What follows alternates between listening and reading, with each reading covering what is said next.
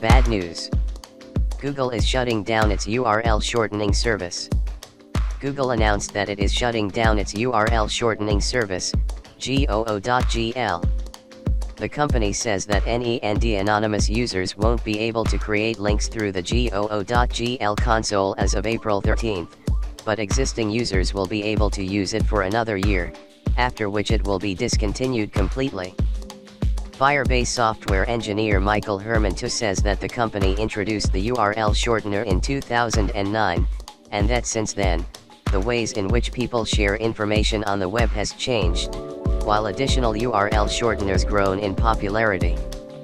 He notes that Google is refocusing its efforts by replacing it with Firebase Dynamic Links, FDL, which allow users to specific locations in iOS, Android, or web apps.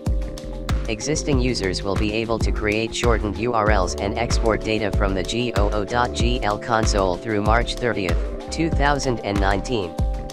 After that time, shortened links will continue to redirect to their destinations, but won't be migrated over to the new Firebase console. Google suggests creating FDLs from now on, or using other shortening services like bit.ly and ow.ly.